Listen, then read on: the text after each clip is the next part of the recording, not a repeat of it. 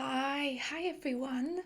Welcome back to the Daydreamer podcast. This is, as always, your host Kasia speaking. So, how have you been? Have you been alright? Are you already feeling like we're leaving the wintering period, or where you are in the world, it's still deep, deep winter and everything is still asleep? So, I can see the difference between Poland and the UK. So I'm originally from Poland, and so in Poland you have winter, like full on winter. Nature is fully asleep. There is nothing green around. It's just everything is dead, or maybe not dead. It's hibernating before it comes back to life. In the UK, so I went for a run. Finally, I went, and I was shocked how many flowers already popping up. Obviously, snowdrops, but snowdrops, as a name suggests, they are start really early. In Polish, they actually called przebiśniki, which is can be translated like strike through the snow. So yeah, they are always the first ones. But I've seen more. I'm completely bad at naming plants. So I have no clue what they are. But I posted them on my Insta story. If you managed to see that, um, red flowers, purple flowers, some pink flowers. I was like astounded. It made me immediately feel better. Like, okay, so the world is waking up. It's time for me also to start waking up. But yeah, I'm not sure that happened because I must say that today I feel horrible. Recording podcasts, when I finally sit down and I start recording, it actually makes me quite happy. But I've been walking whole day, shuffling through the house in my pyjama, and like procrastinating to do anything because I just feel tired. I feel emotional. I feel like I'm on the edge of crying. Like everything makes me very emotional. It's not hormonal. That's what I immediately checked. Where can I expect to become hormonal? And it's not yet. It's not yet. So that means it's not that, but it is something emotional. I also um, I crave carbs, which can be hormonal or emotional. So yeah, so something is going on. There's probably this final boasts of release that it's happening in the year of snake. So yeah, I hope it goes away. But I'm also allowing it to be. I'm allowing myself to rest wherever I can. Um, Even though I picked up exercising challenge, part of it is I completely over exercise myself on Saturday. I did 3 trainings. I did 5k run in the morning, and then I did 2 intensive trainings, one for stomach, one for upper body. Yeah, and Sunday I was just dead. I felt like I could only sleep, and I missed my training. So that's a lesson learned. Don't overtrain yourself, because you may not be able to train the next day. Also, we have a bit of a saying in Polish: shoemaker walks without shoes, and this is what happened. So because I've been telling you that I'm trying to lose some weight after the wedding, and plus Christmas. That's 2, and that's Christmas gave me additional 1. Could have been worse, but yeah, wedding, it's still +4 after wedding, so you can make your own calculations. How is it going? It's still the same. Yeah, so I struggle with emotional eating, and obviously I know that the method for that is hypnotherapy. It's not like I'm a hypnotherapist. And I did a hypnotherapy.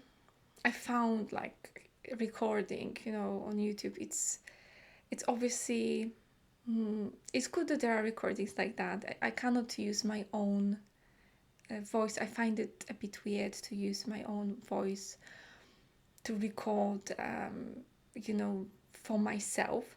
So I found someone else. Obviously, it's very generic, but at the same time, even generic one helps. Um, so it was about sugar cravings, and it helped me.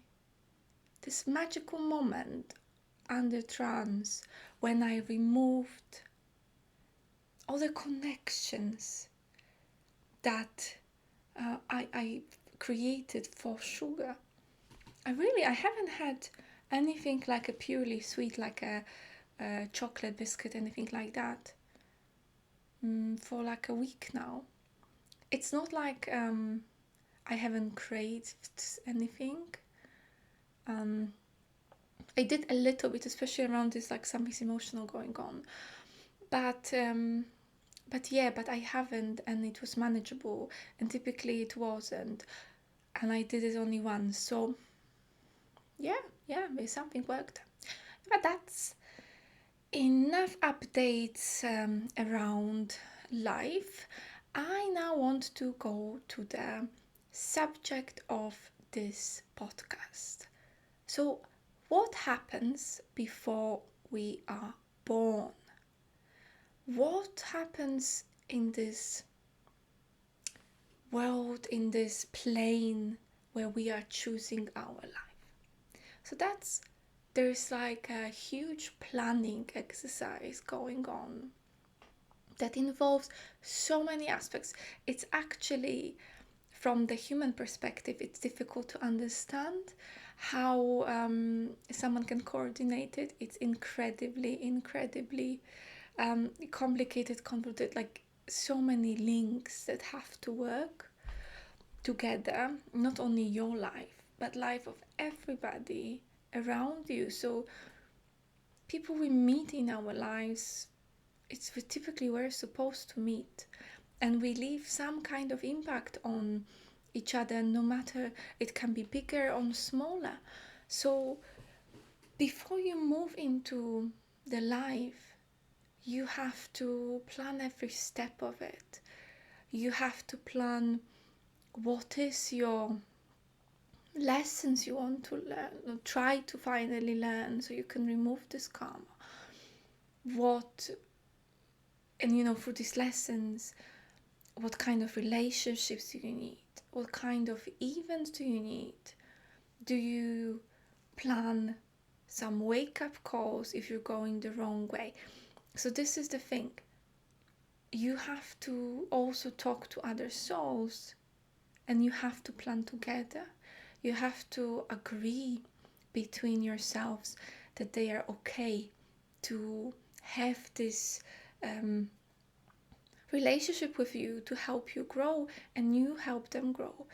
It's sometimes difficult to understand from the human perspective that people that actually hurt us a lot can be our friends up there, part of our family, and they might be hurting us for many karmic, many like lives, but it doesn't change the fact that their soul doesn't like it. Their soul, it makes me now, I put in my head the thought of like a sad soul that does not want to hurt you, but you agreed that this person will help you this way. And it's often one of the closest family members that we have, that we ask them to do horrible things. And so I know it can be controversial to think about that, because sometimes, what about some extreme crimes like murderers? What about any type of abuse, right? Any sexual abuse, any physical abuse? I will not say that every soul that does these horrible things is from your family, because there will be some extreme cases that this is type of soul, like serial murderers or like mass murderers. They have their own unique mission that is like destructive, but it's still some kind of a part of this huge plan, which is, like I said, it's one of these subjects that might be quite emotional, because how can you say that mass murder of, like, I don't know, Hitler has been there has been some plan on the soul level that has, even if we don't understand that. It's almost like also wars. So the wars, how scary and terrifying and disgusting, they do have some kind of purpose to either wake us all up to the big change, or rebellion to finally, make something stop being, under the authority of people that shouldn't be, or a certain souls chose to leave this earth at this point. There is like it's quite a subject, right? Do I believe there are evil souls? Do I believe demons can incarnate? I don't know if I believe that. I'm not sure I believe in this typical good versus evil. I feel like everybody has some kind of purpose, how extreme that would be. And there is this balance in the world that is created because of that. It's I think it's a whole other subject. But I had to touch upon it. It's this like ultimate forgiveness. If someone been hurting you, that actually you don't have to agree to this behavior on earth, not at all. But to understand that from the soul level, there might be completely different relationship. And that's how complicated and convoluted the lives we plan might be. Also, let me just like say something here. You plan your life.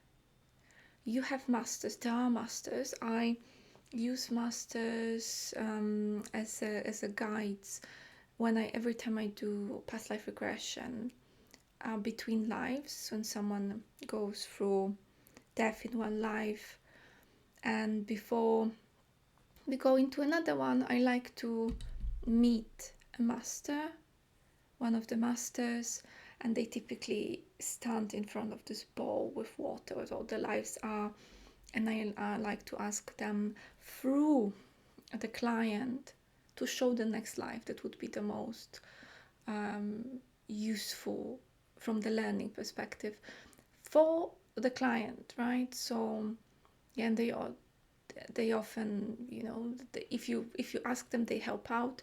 Not every client can see that, but if they can, it's really helpful. And we typically go to really powerful past lives after that, and they can also give you some guidance, which is it's really amazing thing to do. And these masters also help with planning this web, this huge net of lives.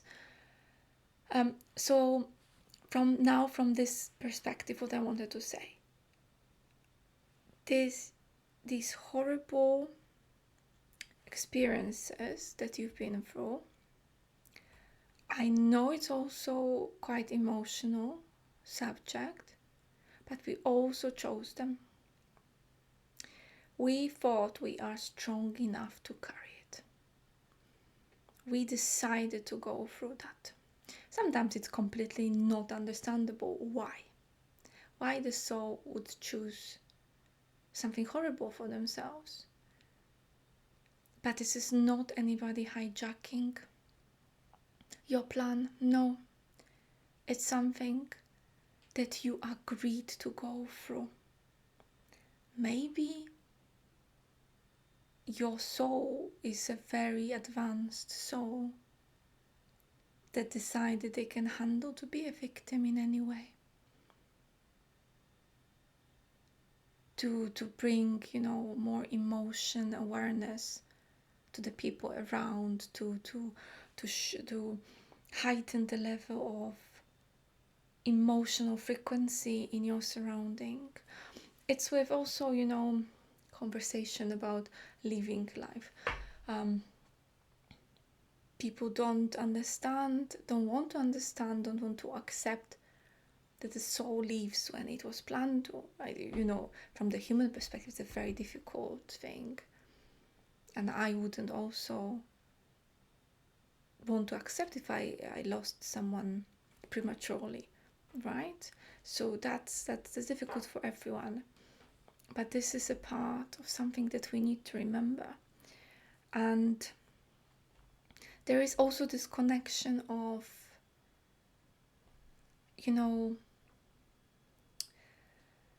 destiny versus fate.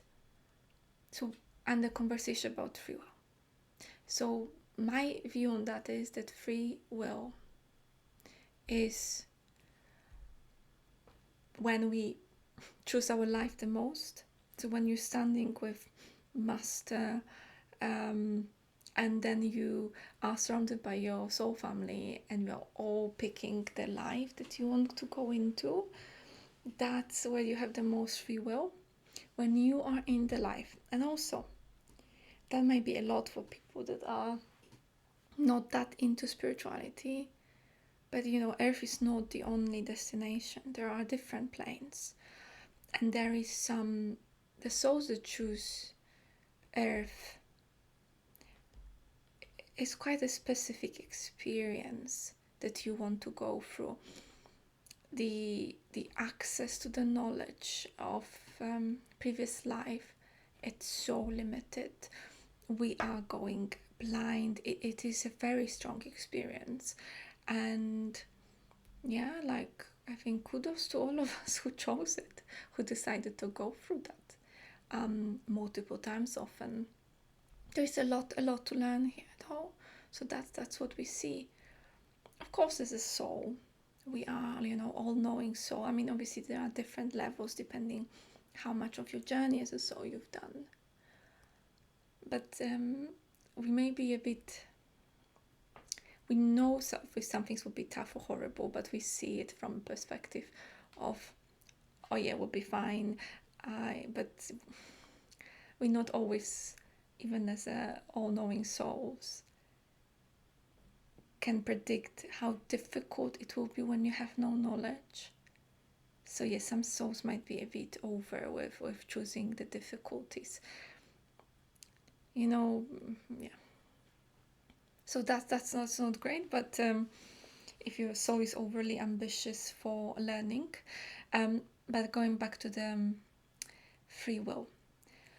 So my view on that on Earth is that there is this destiny fate. There are points that were supposed to happen and will happen no matter what. No matter which road you choose, there will be a place. Then you will just, it's like it will happen. You almost like you're here, and there are those different routes and lines, and can be many of them, and it's here, and that's where you are supposed to be, and this is your fate. But there's also destiny. So destiny will be this million lines, right? You can choose what you want to do. So you can shape your life, and you can also choose these fate moments to do what you want with them. So you can do the destiny, you can build your destiny. There will be wake-up calls planned. So if you are going off the track of your mission, then you may have some wake-up calls, illnesses, accidents, anything that would just shake you up. This is the tarot tower moments, right? It can be a tarot, even ten of swords, because you after the swords go into your back, you will stand up, right? You will stand up. So that's what the free will is. It's quite interesting from the psychic perspective, because it makes this free will even more confusing. How people say, when I put tarot, I do go into this, that there is some kind, like, whatever you decision make, it will influence the root and maybe the outcome. But on that, when you do like a proper psychic reading, you typically connect to what already happened. And I don't know, I've seen that things are happening. No matter, even if I say it to people, things just happen. I've seen that exactly how they already happened. It's like this person already chose, that this person already knew will come to me, already get the information, this is where we're going into this time, non-linear time, that it's so difficult to understand from the human perspective. There's a lot of limitation on our brain, even though our brains are so amazing. There is a lot of limitation on our brain when we are here on Earth. So I want to also say about the letting yourself out of this karmic cycle. So I read this once, something that was a long time ago, just popped into my head, about how actually this cycle of going back into lives is, it's like a trap, and you need to like remove yourself. It's like a prison. So I can see something that you can be one of the souls that continuously goes in and repeats the lessons, or have new lessons, just believes it has to continuing forever go. I am one of the souls. I finished my cycle of like lives, my karmic cycle, and I chose to come on Earth because I had some mission, right? To help humanity in some way. You can be in many different ways. But yeah, so I think we have to be careful about it. The part of growing is also knowing that we can choose to leave the cycle, because part of our free will outside of this world is that we can choose if we want to go back, or are we done. Yeah, so that's important to know. When it comes to the life mission that you may have,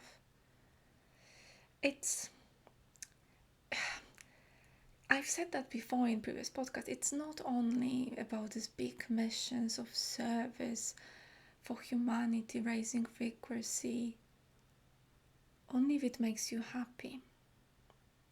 Because the biggest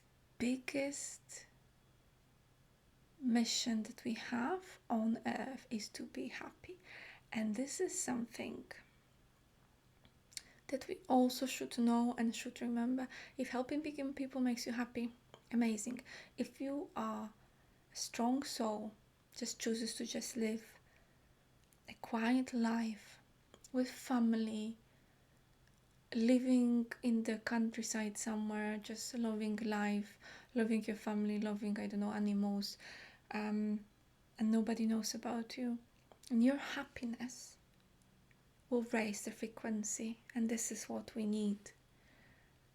So don't get hold up on helping people is more important than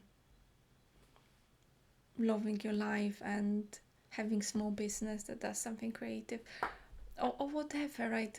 Even like if you're happy in a work, corporate work, and you compound term, okay, yeah, I can't say that. You put it in one separate shelf. That it makes you, you come back home and you're happy. That is also all right. We need to move away from these obsessions of chasing something enormous. No, because a fulfilled life can actually be a very, very simple life. And this very simple, fulfilled life that nobody knows about, it will also raise the frequency. So that's my message from for today, for this podcast. Don't chase something big. Just focus on your happiness. And if you are happy in this lifetime, if you created this happy place for your life, I think you achieved everything that was required of you. Even though you are this pure, advanced soul, no need to sacrifice yourself. Charity starts at home. And that's my message for today. I hope you enjoyed it. Of course, no matter if you are listening or you are watching on YouTube, like, comment, subscribe. It would really, really help me. So thank you so much. Enjoy the rest of your week and talk to you soon. Bye bye.